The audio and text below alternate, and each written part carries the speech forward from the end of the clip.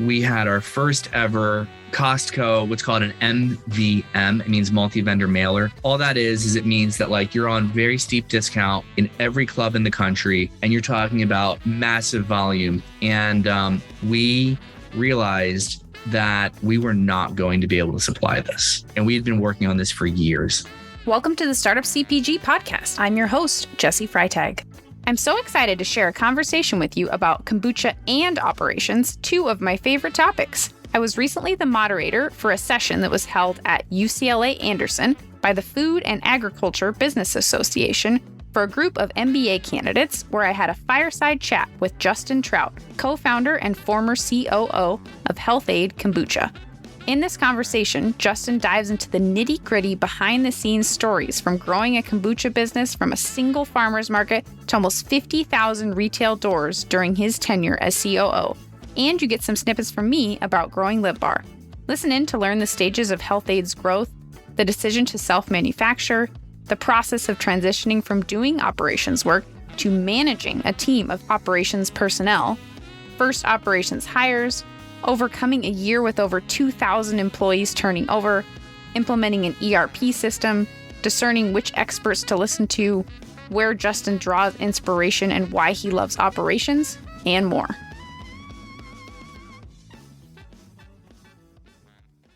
I would love just by kind of kicking it off. And we talked a little bit about this as we were getting on the chat of, I think both of us are not like stereotypical, like, we decided to go into operations and chose it as a career track. And we're like, let's learn all the technical stuff first. It was more something that just kind of happened. I was doing operations and then somebody was like, oh, you're an operations person. And I was like, I am, like, that's what that is. So Justin, I'd love to hear a little bit from you, like, how, as Health-Ade was getting started, how did you kind of fall into the operations role? And, how did that kind of split off as your section of the company? Well, thanks for having me. Hello, everyone.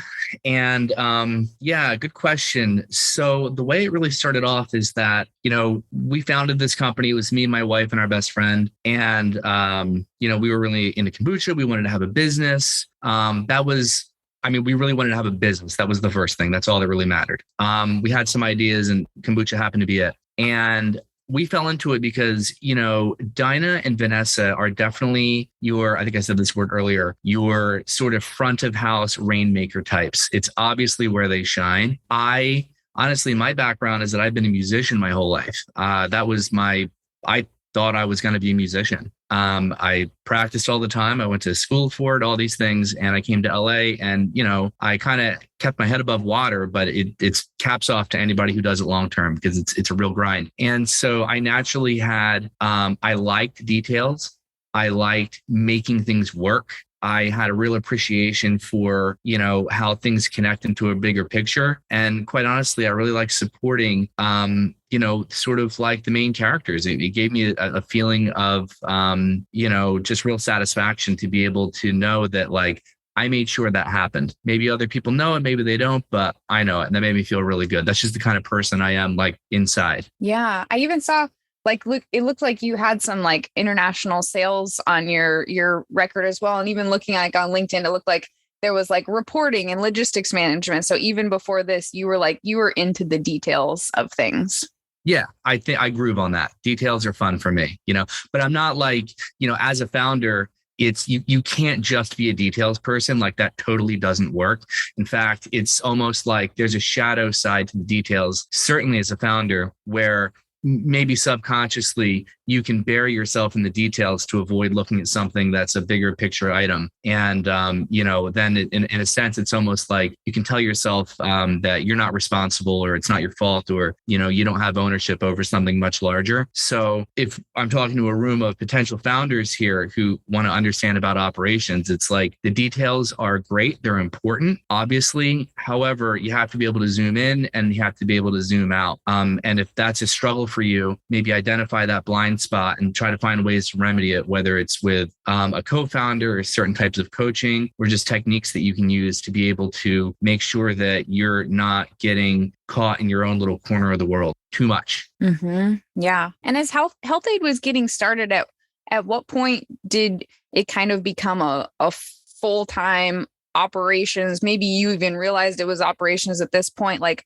were you still making things at home? Had you moved to a facility? Like, what did kind of at first look like when you kind of full-time were devoting, all right, all day, every day is Health-Ade operations? When was that stage? Yeah. So good question, because in the beginning of the business, there were the three of us, and then we had hired some people, to kind of help out in production and maybe to help out in farmers markets and some deliveries and things that were really early on. But it was, at least for me, Dinah, Vanessa, the co-founders, it was everybody does everything. And we reached a point where early on where we thought, wait a minute, this is ridiculous. This is never going to work. And so really simply, this is like totally simple. We just took some Post-it notes and we went through, and on each Post-it note, we wrote something, a job, a role, some kind of part of the business. Didn't matter what it was, like putting bottles into boxes, driving them someplace, getting new customers, recording our sales, like every little thing, right? We were awfully young and just stuck up on a wall. And then we went through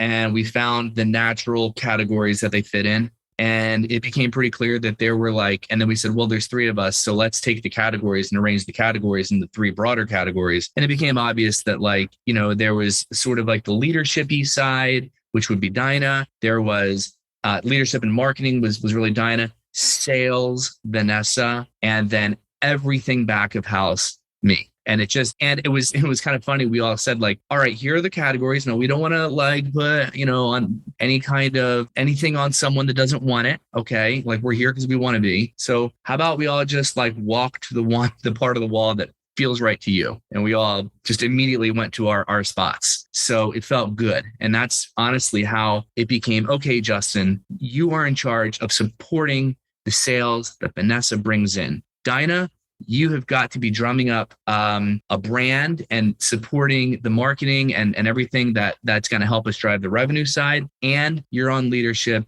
which has some of the broader areas of what do we stand for and helping us with employee relations. And before we even had investment. And then, of course, as it grows, then, the CEO does all those functions. Right. Yeah. I really like that method of kind of basing on different people's strengths, because I think too with operations people can look super different. Like operations doesn't have to mean one thing. You may be really strong in one thing and that may mean someone else on your team does it. There doesn't have to be a traditional, this is exactly what an operations person always does. It can be very strengths based. And I love that approach of just, using sticky notes and thinking about what each person is good at and what they should do and what they like to do. It makes for a lot happier, cohesive team. Yeah. Well, the output's better too. Mm-hmm. I'm gonna do a better job at something I'm good at versus something where I feel like I'm always sort of struggling. I think that, just from a practical level, if you're struggling, you're struggling. And then also just from sort of an internal level, it starts to wear on your own psychology, right? And then so at least from a startup, a founding perspective, what you don't need is a lack of confidence. Do not permit that. Bad. So, you want people in a position where they feel like they're succeeding every single day and driving the company forward every day. Yeah, absolutely. Yeah. For me, deciding to kind of pivot into more operations, I started in sales and was like, I should learn how to do sales. And then I started fixing everything at the company. Oh, the website's broken. Oh, this process is broken. And then I was like, wait, would you pay me to fix all this other stuff? And they were like, yeah, we would pay you. And I was like, oh, well, I want to do that instead of sales. I can still do sales if you need me to, but I'll do that. And it just kind of happened to just kind of pivot over. And then from there, I just kind of hopped from company to company being like, hey, I'll start fixing things. I'll do the processes. And it just kind of happened. Sounds like that's who you are. Yeah. Yeah. Now you mentioned that Health-Ade, you mentioned getting to a 70 million bottle number. Can you walk us through some of the stages of the company, some maybe key pivots, and then we can kind of dive into them a little more in detail, but maybe the first facility move and then, another facility move or, ever outsourcing manufacturing. How did you kind of decide those key scaling? When were those key scaling moments? Maybe kind of walk us through and then we can dig into some of them some more. Yeah. Okay. No problem. And as I explain this, I'll keep it high level, but a quick overview or something to note is that this is going to look a lot more like a founder story than an operations excellence story. Because that's just what it was, and you'll understand what I mean when I explain. So we started off in our apartment, not legal to do. Oh well, we're founders. What are you gonna do? We're selling in a farmer's market. Arrest me. And then so next move is that, okay, they might arrest me. I'm going to need to get like an actual health permit. Founder move. Well, we don't have any money and we don't know how to get a health permit. I don't know what this is. So we just, failure is not an option, right? Cannot fail. So we thought, how do we get this? And a random idea was a friend of a friend had a bake shop in Manhattan Beach. And we went to her and said, hey, what if each of us worked a shift for you? Because you're the only person here. So you're losing your hair trying to work. What if we each worked a shift for you? And in exchange, we put some kombucha jars in your back of house and you give us your health permit number. Good? She was like, yeah, like start now. Bang, have a health permit number. Next, we were expanding. We needed a facility. I found one, I thought, and it turned out that it was going to take like $100,000 to turn it into an actual food production area. I told the landlord, I was like, hey, I know that I signed this, but like, I can't do it. So he was upset with that and he thought like, oh, wait, I have a solution. There was a company that had a test kitchen that was fully permitted, but they didn't want to use it and they wanted to sublease it. And, a bunch of random stuff came together. Bang, we're in that site. Then we were outgrowing that. And at that point was when we had first gotten a chunk of investment from First Beverage Group, whose founder is the namesake for your business school, Anderson. And so we moved to a place in Van Nuys, and that we knew we had to pay to turn it into something. Now, at that point, we made a critical hire. We hired someone who previously had run operations at a competing kombucha place. And so that helped us sort of scale a little bit quicker, just because there was some knowledge about, how to, semi-automatic bottling and how to organize labor and things like that. We outgrew that facility and we moved to, and actually took over more space there, expanded. And then we moved into a place in Torrance, took that over. Then our factory equipment kind of became obsolete because we needed more output. It was too slow. And so we upgraded that equipment. And then we expanded to the rest of the building in Torrance. And, so we basically had a 24-hour operation that was about 150 employees there, bottling all the time, fermenting and bottling. And then we have a cold storage facility in Buena Park where our finished goods are shipped and they're stored, and then everything ships out from there. And then, so all that is to say, like, it was really a matter of sort of like stair-stepping, like growth. Like, we would have these periods where we have way too much production capacity. And then the sales would catch up. It's like, oh my God, we're shorting customers.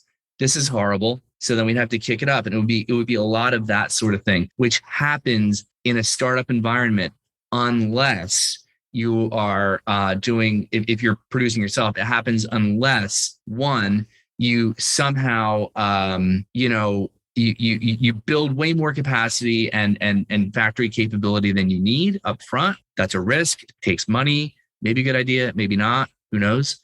Certainly from the position you're standing in at that time, you only know what you know. And you can predict what you can try to predict, but you do not know the future. It's not the same as looking back on what you could have or should have done. And so they can happen in that sense. And then, or if you're outsourcing the manufacturing to a co-manufacturer, a co-packing facility, which is also totally cool. We never did that simply because our fermentation process was, it just required way too much from a co-packer. They needed a huge amount of space. They'd have to like heat the area. We had a very particular kind of way that we actually make Health-Ade that didn't fit what any co-packers have at all. It was really a unique production methodology.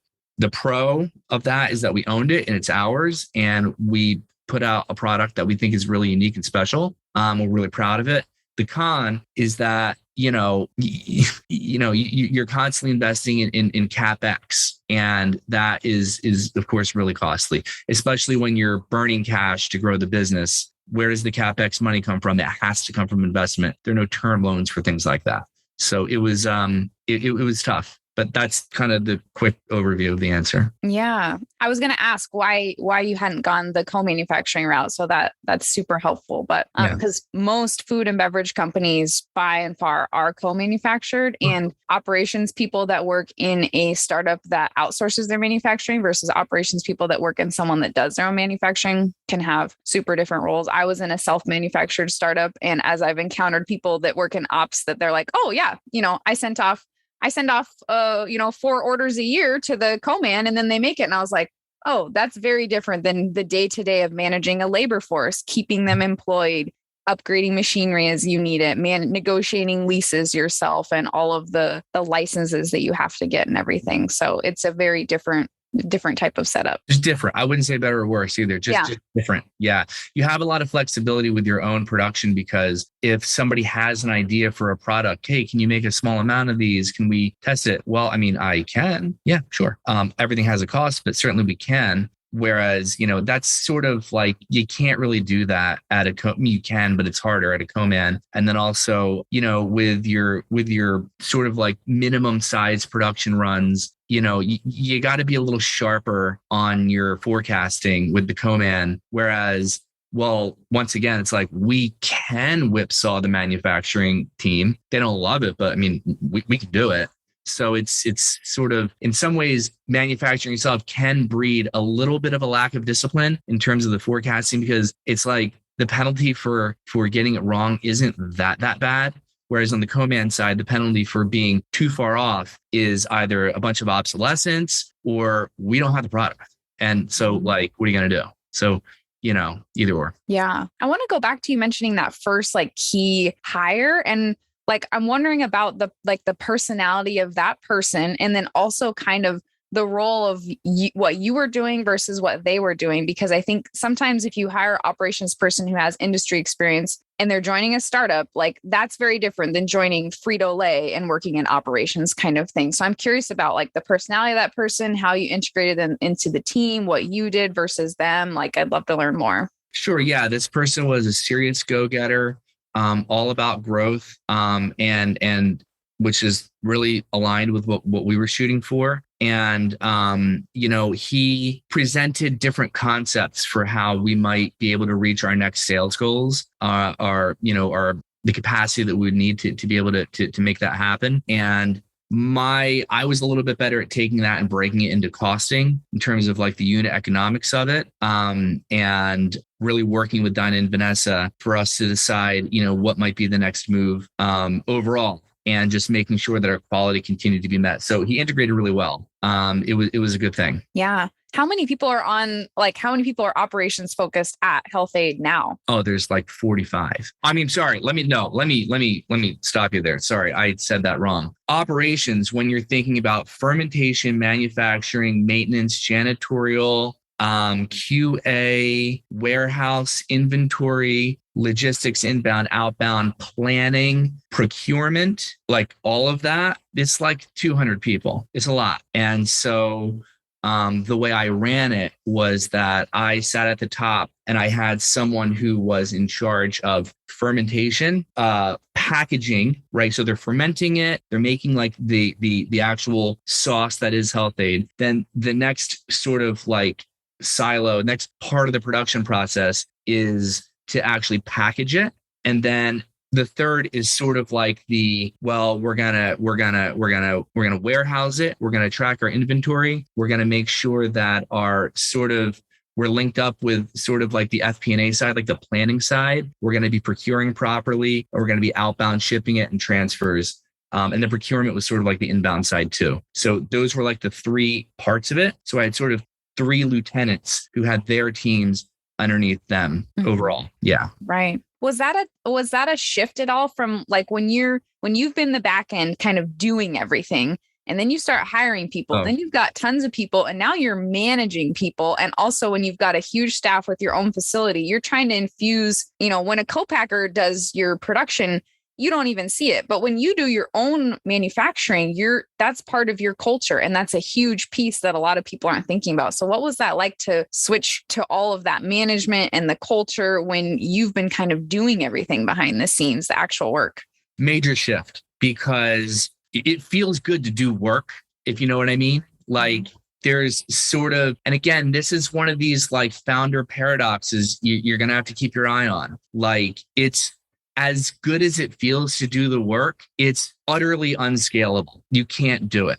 So like grow up, you're a manager. And like beyond a manager, and you're a manager leader, and then eventually you're a leader, right? And that's kind of how that goes. And so the shift from technician to manager, if you will, was actually a little bit of a rocky one for me. I didn't understand it. You know what I mean? I thought that if I wasn't working, I wasn't supporting the company. And then I realized that management in its own way, great management is, this is my opinion, sort of like it's the real heart of what makes, I think, industry overall actually work, because you're linking great ideas with people who can execute them. And without that proper area of excellent people management, no one's going to be happy. It doesn't work either way. And of course, the consumer loses too. So that took a lot of coaching for me. I read a lot of books. I, invited a lot of feedback. I looked within and I realized that that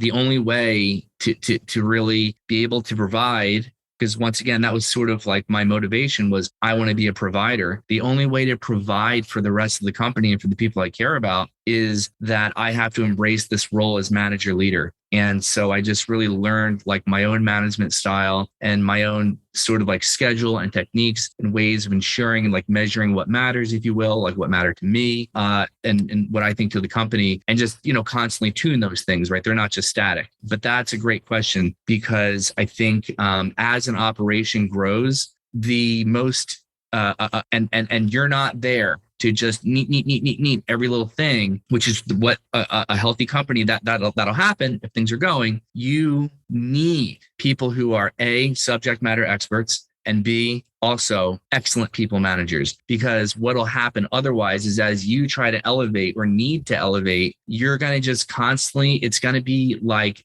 death by a thousand cuts of continuous little issues, little things are not resolved. There's a people issue. There's a quality issue. This isn't working right, or whatever it might be. They're just unresolved because we don't have excellent people management. And believe it or not, that'll sink the ship no matter how good the idea is or how great the sales are going or whatever it might be. Yeah. That makes sense. Yeah. It was a hard switch for me when I was at LivBar. It was me and 3 other people. And then within 2 years, we had 30 people, not the same scale, but it was a big shift and they all reported into me at some point. And I was like, why am I unhappy? Why is everyone unhappy? And I read the book, What Got You Here Won't Get You There. And I felt like they'd been spying on me. And like, it just mentioned some of the little things like, when your team member brings you an idea, you don't always have to add on to the idea, like trust them. And like, I started like taking notes on all these things and then just letting these talented people do their jobs. And pretty soon everyone was happy, everyone was jiving and things were getting done. But it's a big mental switch that takes a lot of self-reflection, I think. Yeah, that works if those people are talented. And I don't mean to come off like rude, but it works if they're talented. If they are not talented and their ideas are constantly garbage, then it's not in a startup environment. Again, this is another founder thing. You gotta no. Yeah, there's work anymore. You have to make hard decisions quicker. It's not like, I worked at Adidas where you can have a B player, a C player, a D player, just kind of turn in the cog. The company will survive. In a startup, if you have someone who's even an A- player, they will stick out like a sore thumb, and you probably will have to have conversations because everyone's operating at such a high level. Yeah, larger companies can afford boondoggles. That's what we always thought. They can, that's absolutely fine. Smaller companies cannot. Yeah. I'm wondering, as you hired, did you ever bring in any like within operations, did you ever bring any agencies or consultants, or did you mostly full-time hire people? Yeah, we did. This was a big learning. Let me give you a perspective. So when you say agency, for people who may not, I think you're talking about temp staffing agencies and things like that, right? Yeah. Or even like there are some outsourced op agencies too. It can run a lot of things, but yeah, temp staffing agencies for sure. Outsourced ops. Yeah. Yeah. Temp staffing agency. We are very close. I became very close with like every single staffing agency there is that we could find. And we had a serious turnover problem. Just to put it in perspective, we ripped through 2,500 100 people in 1 year. That's too many by anyone's metric. And it's because the nature of the job was tough. Like you're fermenting, and the way like you ferment kombucha, if you've ever made it, like you want it to be like in a warm place while it's doing the fermentation process. Yeah. So imagine just multiplying that by like a huge number. So we have like this huge, basically like oven where you'd have to work, and there'd be forklifts pulling these things around. It sucked, honestly. So number one, we needed a lot of people.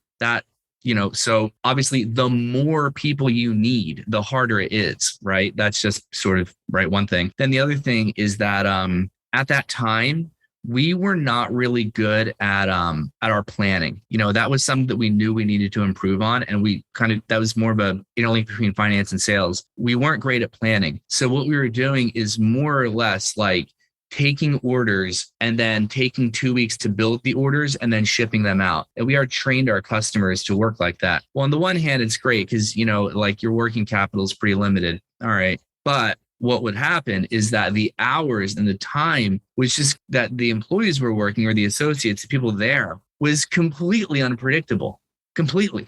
And so we didn't know what was going on. And so we had all sorts of things that made it such that people were not loving working there. And so what we did to solve that was I got smart about it, and I realized that our shelf life was too short. So I talked to some labs, and I found the right tests that would really be able to validate giving us a longer shelf life.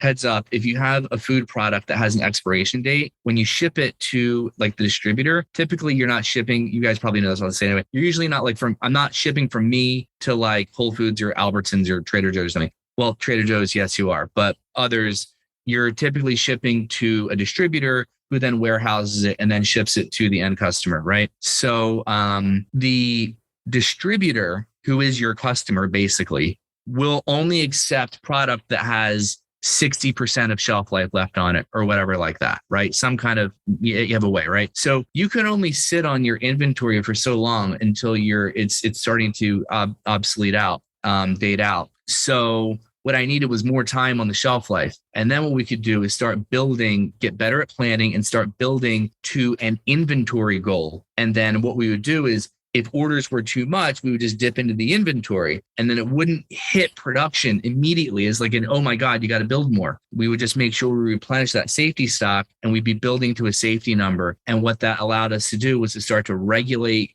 the workday, put in simple, clean shifts that were manageable for people. And then we were able to cut way down on the turnover. And then from there, we were able to make a lot more full-time hires and then have a more stable staff. I don't know if that was your question, but yeah, I've dealt with that. And then of course, we've also had consultants on other sides. We had consultants for, before we really could afford or felt the need to build out our own quality team with a bunch of quality professionals and things like that. We would outsource and have people help us with the different logs and records that we'd have to keep, our HACCP plan, which is a food safety documentation that you need, and things like that, and help us with all of that. And then really just make sure that we're executing on that and we're logging everything properly. So they would sort of give us direction and we'd work together, and then we would execute on all that. And that was really helpful until it made a lot more sense to just have,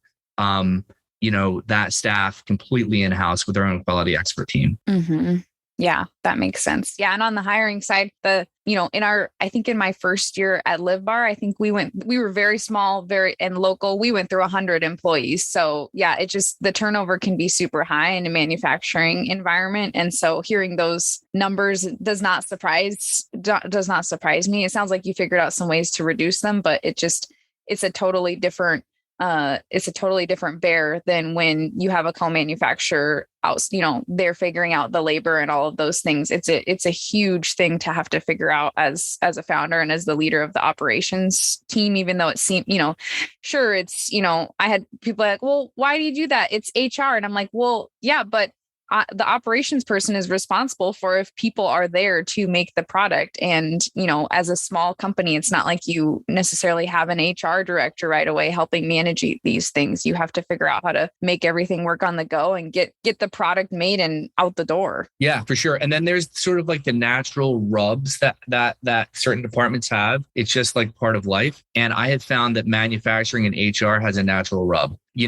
Manufacturing, I need people. HR, we're working on getting you people. Are you really? Yes. Well, I don't see them. And it's just like, it's like, okay, who's mediating that? Right. So to the extent that you can again, just like make that like a normal day to day, like the job is simple. Like, you're just kind of decreasing your issues and allowing you to focus on whatever might be the actual strategy of the company instead of just making sure the wheels don't come off this thing. Right. And you mentioned overcoming like the shelf life, extending the shelf life. I'm wondering if there's any other like big hurdles that were maybe it was just a decision that you made or a team member made. One of those things where your heart kind of stops and you're like, oh shoot, we're in trouble. This is a business critical moment where we have to decide what to do. And for the business to continue, we've got to overcome it. I'm wondering if you have any moments like that you could share. That I can share? No.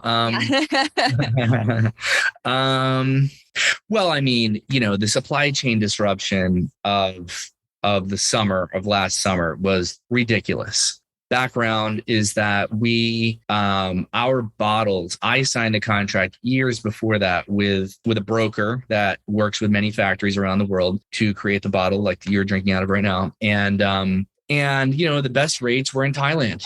And at that time, you guys probably know this, but like a container from Thailand into the port of Long Beach was like at most $3,500. And if you're under contract with a huge company, on average, it's less than that. It's $2,000 for $2,000 for a container of 55,000 bottles. De minimis. Doesn't matter. Great. And and there's no, they can totally supply. We're totally good. And we're going to keep 3 months of safety stock at the broker's warehouse in every club in the country. And you're talking about massive volume. It went wrong. I think I think it was something like I don't want to say the number wrong. It was something like $10 million in revenue. It was huge. And now it's not the most efficient revenue in the world because you're on big discount, it's Costco and all that, but it's really good.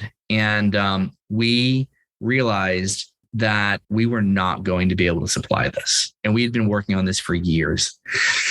And so we got together as founders. And this was the summer. So we had this company of like 300 people. And the 3 of us got to be like, all right, back to square one here. What are we going to do? And the question was like, look, you can basically try to starve other, you could try to find a way, but it looked like the jig's up. It's not going to happen. And so what we did was Vanessa, who was in charge of sales, had the best relationship with Costco. This is her job. And she set an appointment with them for the next day to talk. And she told Costco that, well, look, because of this situation, I have to tell you that we cannot commit to this. And, it was like we were supposed to start shipping like in 3 weeks. Maybe 3, like 3 weeks. And fortunately, Costco was like, you know what? You're not the first people to have this problem. And we're even having the issue because our next thing was going to ask us if they have a ship that we can use. Seriously. And they're like, no, other people have asked that. We actually don't have a ship. Probably should, but we don't. And so they kind of gave us leniency. They're like, we get it. Like, you're not in Costco jail. We're going to just have to reschedule this. And fortunately, they had not printed the multi-vendor mailers. They were supposed to approve it that day. And we were able to sneak in there and get Health-Ade taken out of it because that would have been real egg on your face with the consumer. And that's even worse. So we were able to just, make the decision. Then we had to tell our investors that we're going to come up, a little short on the revenue, because we're not going to get this Costco thing. And it's because of the lack of bottles, et cetera, et cetera. However, we ended up, finding a way to get a lot more bottles. And in fact, we actually did hit the revenue goal we were going for because the extra bottles we got, since we weren't doing Costco, they were going to our actual full price paying customers. So it was actually far more efficient revenue for us, even though the volume was lower. And it ended up kind of being not a bad thing. And we got to punt on Costco. Now, the best thing in the world would have been that I have a diversity of suppliers in terms of geography, A, and B. So I don't want to run through that. If you have somebody in Asia then it's probably good to have somebody like maybe stateside, right? If that's where your company is located and that's where your manufacturing is, just to be sure. We've all learned that. Let's not forget. Secondly, that not only a diversity of suppliers, but if it's something that's not a bottle, and let's say it's like an ingredient or something, can you have a diversity of inputs? Meaning that like, if this particular thing, if you gotta have tangerine juice, well, could you take clementine juice? Could you? Be prepared for that. Because once you're in a global supply chain situation, the first thing to go are like esoteric, like, oh, you want unfiltered, organic, raw tangerine juice and you need a tanker of it?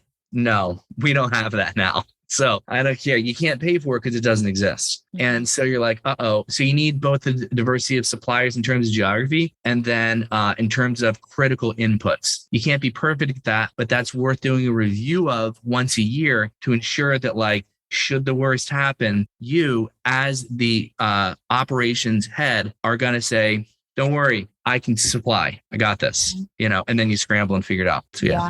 I didn't know that before the pandemic, by the way. Like, I wasn't born with that knowledge. Yeah. Yeah. Something that you learned along the way. Yeah, man. At LivBar, we had a compostable wrapper that we did not have a backup for. And that was something during the pandemic. Again, it was produced overseas. It would come over in containers and it was like, well, just don't have that anymore. And when you've been advertising as the only compostable energy bar on the market, and then you're just, you can't just switch to making, using single-use plastic all of a sudden. And so I was talking to every person around the country and the world that would talk to me about, can you make some compostable packaging? Can you make some? And yeah, it's wild. We've all learned the hard way that you have to have a lot of redundancies in your supply chain. Yeah, for sure.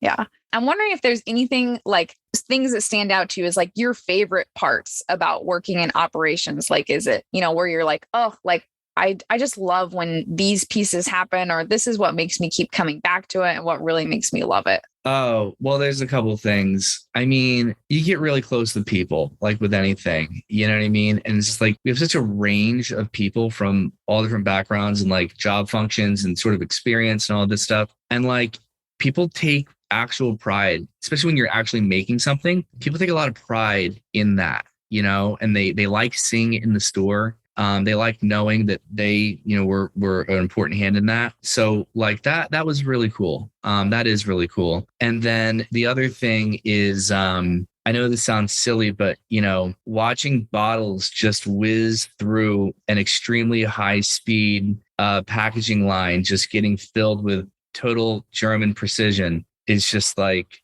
yeah, it's pretty satisfying. Yeah, that's cool. So I like that too.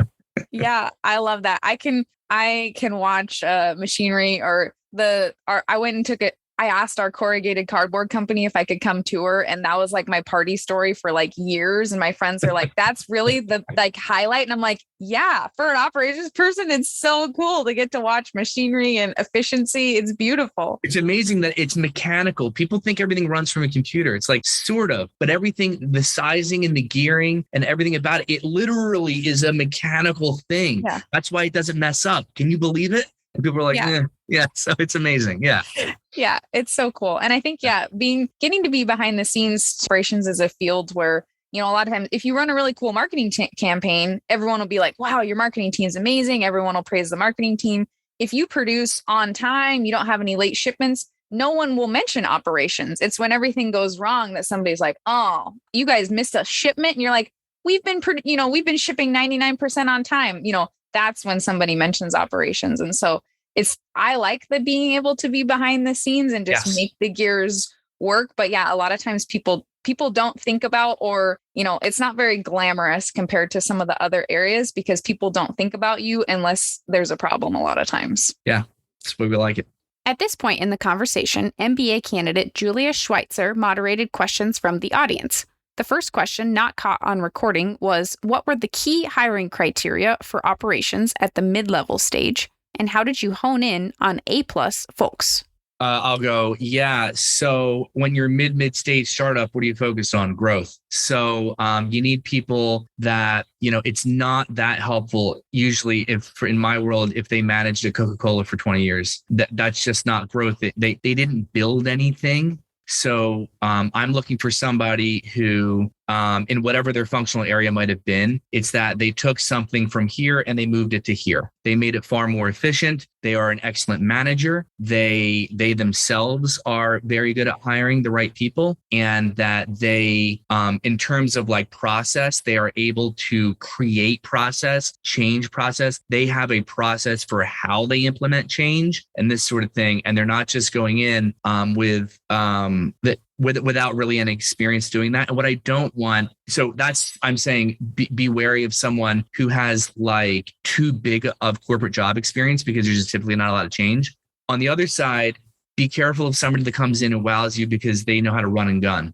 You don't want that either. If you want to run and gun, find a founder that you can find that. I'm looking for an operations professional who knows how to create change and can be a great manager. So that's kind of like my watch outs there. Yeah. And I would just add that I'm also always watching the little things that people do that aren't necessarily related to operations. You know, I actually just had a guest on the Startup CPG podcast who said they made their best operations hire through their Dungeons and Dragons group because they were such a good dungeon master and they were so organized. Mm-hmm. So, and like I found my best operations hire through my third-party logistics provider. They were a fulfillment person. This person, I saw how they worked. I saw how precise they were, how organized they were, how much passion they had for their work. And so I was like, someday I'm going to need a warehouse manager. And so I started to nurture the relationship. And I said, hey, someday I'm going to offer you a full-time job. And she was like, okay, like, let me know. And like 2 years later, I made her an offer, poached her, brought her over, and she basically runs LivBar. So I'm always thinking ahead too of like, okay, if I'm going to need this person, how do I start watching out for signs of someone who's going to be able to solve problems? So question for both of you, any favorite books, newsletters, or podcasts that have helped to support your journey as an entrepreneur in food and bev? Well, yeah. I had a couple of pivotal books. One is called The E-Myth Revisited. The E-Myth. Basically, I kind of used their lingo earlier, technician, manager, leader, or entrepreneur, I think they use. That helped go from somebody who wants to work in the business to working on the business. That was important for me. Yeah, it's okay to be the boss is a good one. If you're struggling with like giving direction and like, am I allowed to do that? And then Measure What Matters was helpful for me. And I honestly didn't this is kind of a pun, I guess. I didn't read Essentialism, but I read The Blinkist of Essentialism. So I got what's essential about it. And so I picked up one thing from it that really matters a lot. I think about clothing. If you didn't already, let's say you have a bunch of shirts in your closet or something, and if you didn't already own that shirt, would you buy it? And if the answer is no, then you got to throw it away. And so I picked that up from the book Essentialism. I'm sure there's more in it, but that's essentially what I picked up. That's my answer. I love that. Yeah. The E-Myth and Measure What Matters are both awesome. I mentioned the one I mentioned earlier, What Got You Here Won't Get You There. And then also The One Thing, which you almost just need the title to get the gist of the One Thing book, but it's really good for focusing when you have a bazillion tasks to do and helping narrow down on what to do. And then, as you know, I'm the Startup CPG podcast host, but I joined first as a member, and that's where I found events that were happening, connected with other operations professionals, connected with other food people, and then, ended up in the podcast role. But like those networking groups are oftentimes where I'll find like the next podcast episode I listen to or things like that. How I Built This and My First Million are also really good podcasts that I'll often get some ideas from. I just want to add one thing, just one quick, is Crossing the Chasm. Mm-hmm. Really good book. I can't wait to read all of these. Thank you. I was wondering, going to nerd out on the data a little bit here. I'm currently helping a super, super early stage founder with basically like starting to organize herself operationally. And of course, that means we're living in like Excel spreadsheet land. Can you talk to kind of how you moved from the spreadsheet land into any kind of actual service providers that you've used and kind of how you've progressed in terms of the actual data, tracking along the way? Yeah, we were on spreadsheets forever. And, just so there are some larger businesses like $700-800 million, revenue businesses that do run on spreadsheets.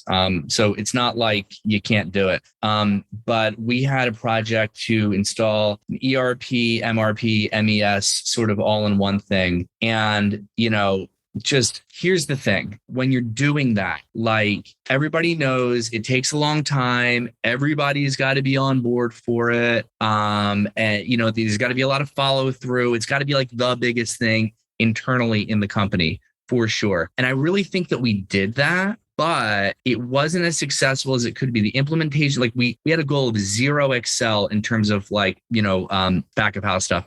And we didn't get there until I really took a hard look and realized that like very few people on our team have either A, made that transition, or B, even worked at a company that was on an MRP, MES, ERP situation. So they don't even know what the end product looks like. And it's such a distance from where you're at. So I would just say, when you're ready to go there, you have to make sure that you are staffed with critical people that are, it's not just like, where are we going for everybody? And you're listening to the consultant guide you around, because the problem is they'll get it in that moment and everybody will be following the vision. And then when like the implementation stops and like we're ready to run it, it's just like still really hard if you've never done it or seen it or been there when it's been complete. And it's no one's fault. You just don't have enough firepower for that sort of a thing. And then we ended up, making some changes, and then bang, all systems go, it lights up, and we were a lot more smooth.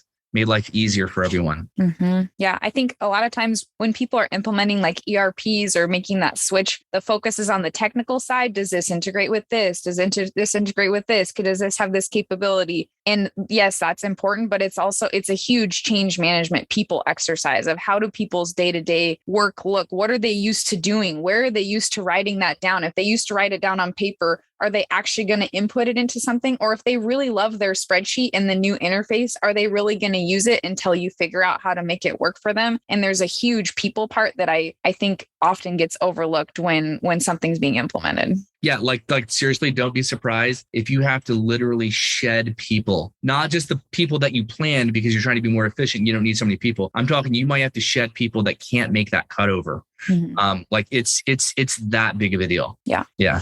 Awesome. So in terms of the kind of subject matter expertise side of things, it sounded like along the way, Justin, that you all had kind of strategically brought those people in. How did you know when what they were saying was garbage or not, when in some ways they might be more technically qualified than you?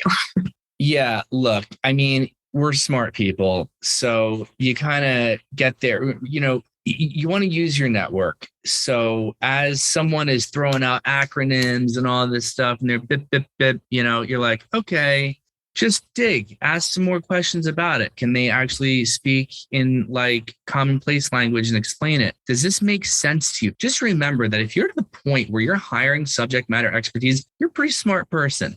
Like you got kind of far. So trust yourself. And if you're like, it's like the old Warren Buffett thing, like Warren Buffett doesn't invest in businesses that he doesn't understand how they make money. Yeah. Is he missing out on tech? Sure. Does he have like $1 trillion? Yes. You can also you're like, I'm sorry, I don't understand that. And if you don't understand it and they can't make it clear to you, then something's going on there.